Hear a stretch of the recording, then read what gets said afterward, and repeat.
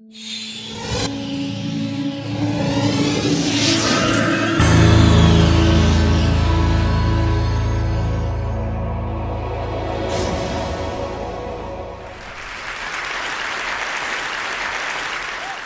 a filmmaker. For the last 80 years, I have dedicated my life to documenting the work of Israelis and Palestinians who are trying to end the conflict using peaceful means. When I travel with my work across Europe and the United States, one question always comes up.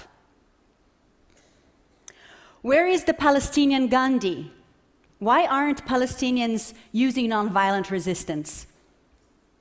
The challenge I face when I hear this question is that often I have just returned from the Middle East, where I spent my time filming dozens of Palestinians who are using nonviolence to defend their lands and water resources from Israeli soldiers and settlers.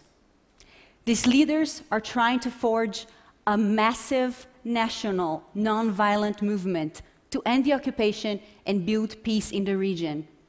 Yet most of you have probably never heard about them.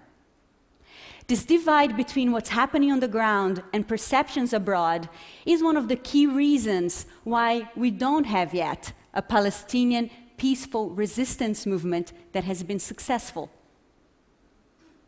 So I'm here today to talk about the power of attention, the power of your attention, in the emergence and development of nonviolent movements in the West Bank, Gaza, and elsewhere. But today, my case study is going to be Palestine.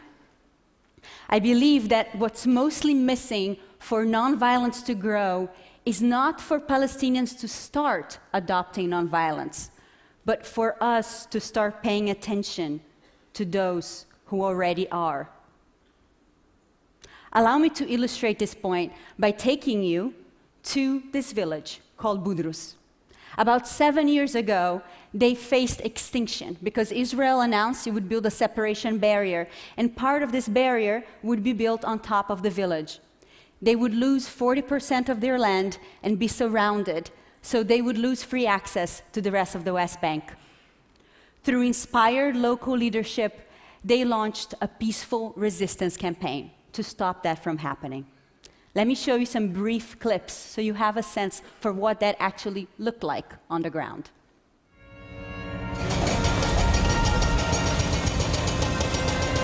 إنه الجدار حسب ما جميع الإعلان كان يكون إنه يفصل بين فلسطين وإسرائيل.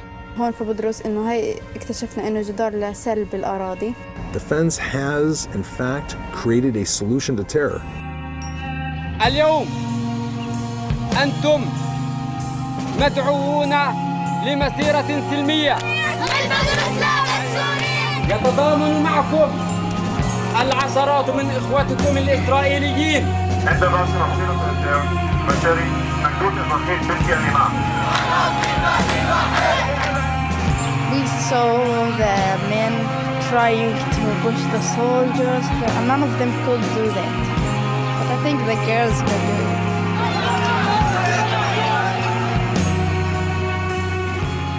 لازم إذا بدك تنجح تقيم مخك التقليدي. يعني كنا في اتفاق كامل وكنا حابين ان هذه تتوزع على كل فلسطين.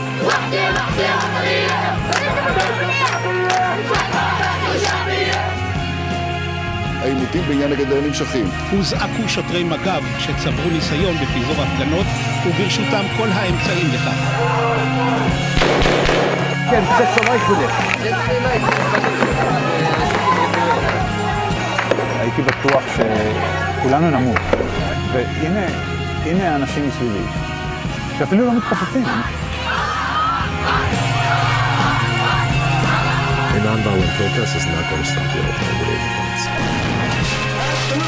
This is a peaceful march. There is no need to use violence.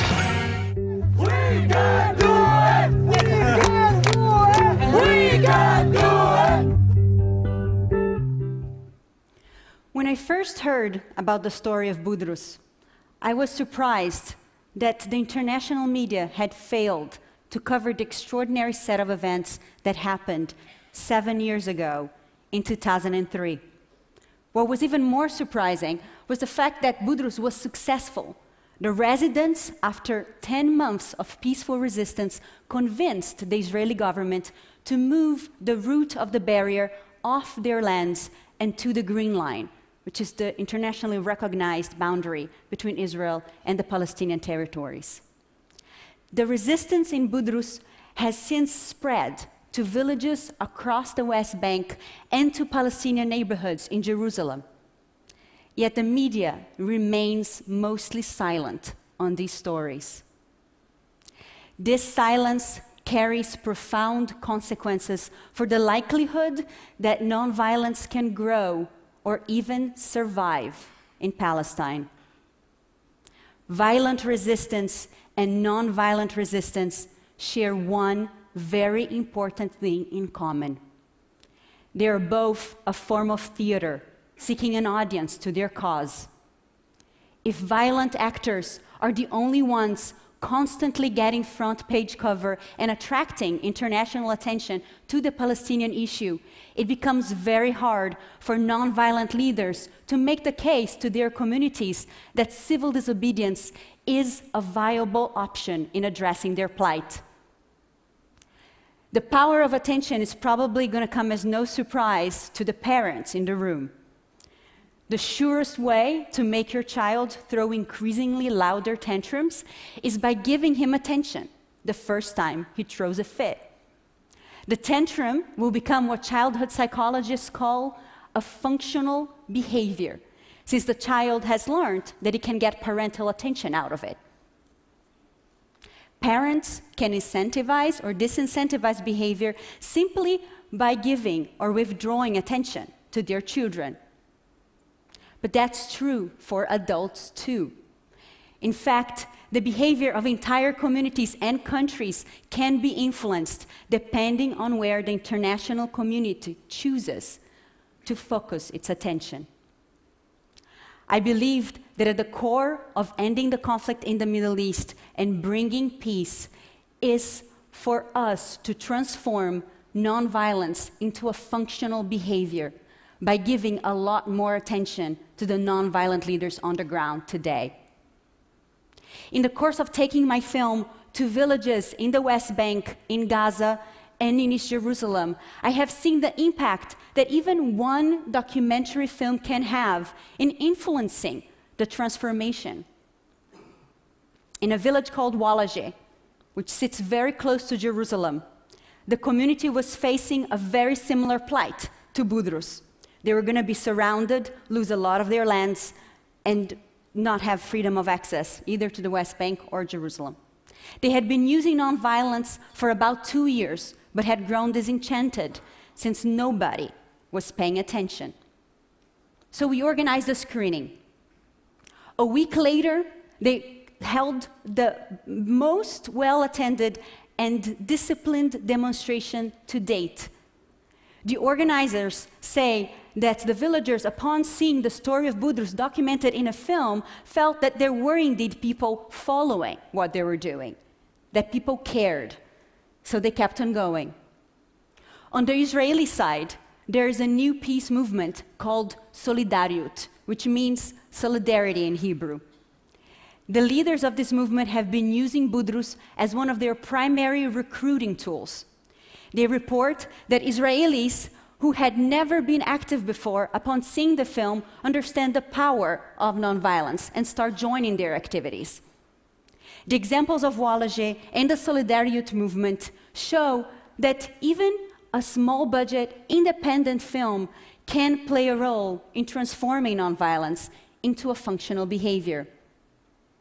Now, imagine the power that big media players could have if they started covering the weekly nonviolent demonstrations happening in villages like Belaim, Nielin, Walaje, in Jerusalem neighborhoods like Sheikh Jarrah and Silouan. The nonviolent leaders would become more visible, valued, and effective in their work. I believe that the most important thing is to understand that if we don't pay attention to these efforts, They are invisible, and it's as if they never happened.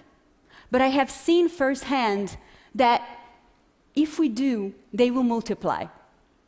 If they multiply, their influence will grow in the overall Israeli-Palestinian conflict. And theirs is the kind of influence that can finally unblock the situation. These leaders have proven that nonviolence works in places like Budrus. Let's give them attention so they can prove it works everywhere. Thank you.